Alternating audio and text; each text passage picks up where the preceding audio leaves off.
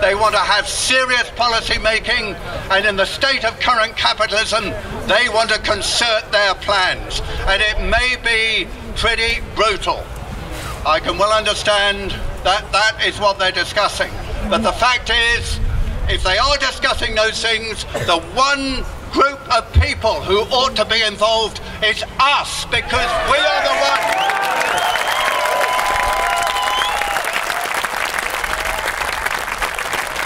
This is going to affect the lives of every single one of us in the UK and the rest of the West. These are the people who are deciding our future, our livelihood, our jobs, and if you look at the bedroom tax, even our homes. So it's about time that we had this opened up. Now, I think that's an extremely reasonable request. I'll just say two other things. It so happens, I must say, the ironies in politics are never ending. It so happens that on Monday of this week, Cameron, as a result of the awful further revelations of sleaze in the House of Commons and the House of Lords, which I utterly deplore and should be punished,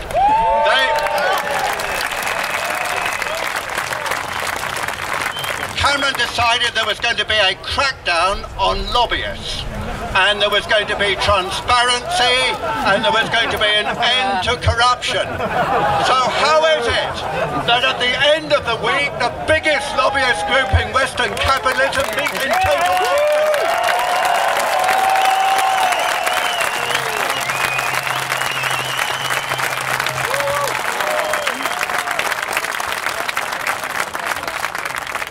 And one other thing, which you may have noticed in today's papers, wonderfully timed to fit in with the Bilderberg conference. You will know that they are very, very keen to know about every single email, telephone call, video, text message, all the online traffic that all of you and all of us are making billions and billions and billions of them. They want to track every single one through Facebook and all of the other social media using MI5, MI6 and the GCHQ in Cheltenham. Well, what I say to them is if you are so keen to know about every single email, etc. that we send, we want to know the basic...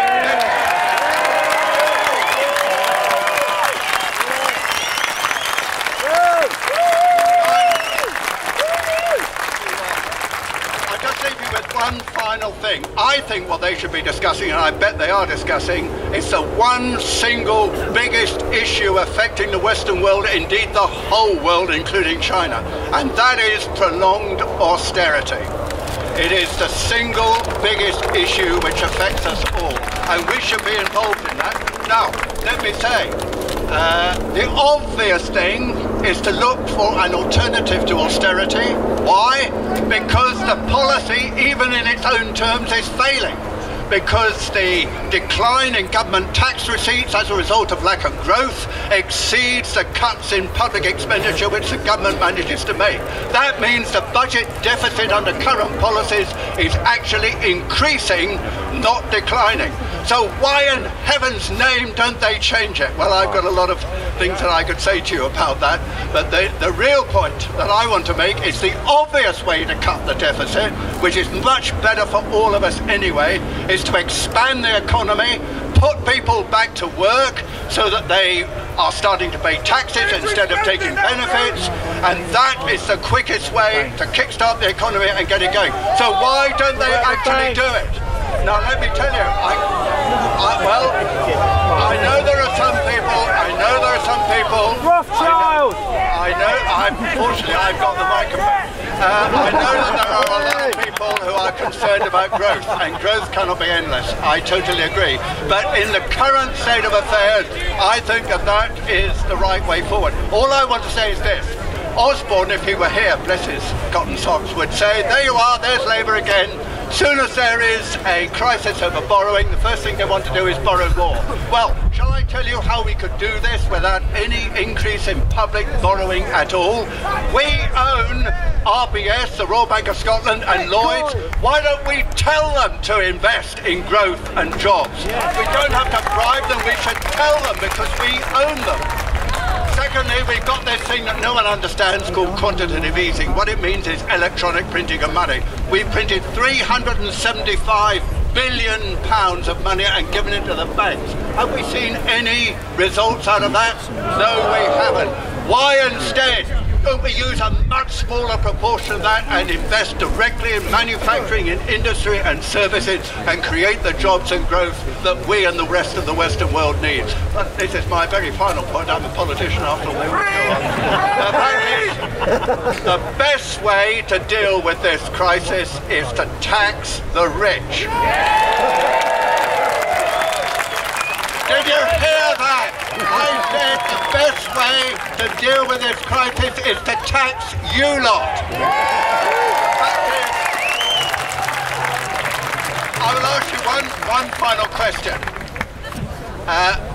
Justin, in the last 4 years since the financial crash, which has caused all of us to have to tighten our belts some disastrously, what would you say has happened to the 1,000 richest persons in the UK?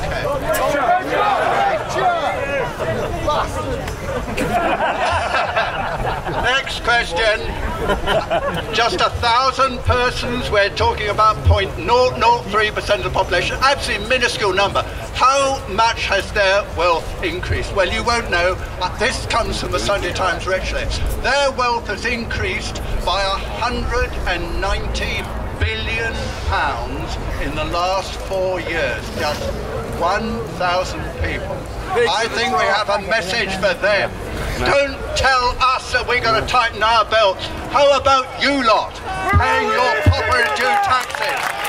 Not corporate tax avoidance, not tax haven, but fair burden. Thank you very much indeed for coming. And I must say it's wonderful to have an opportunity like this. This is worth 1 million parliamentary debates. I tell you.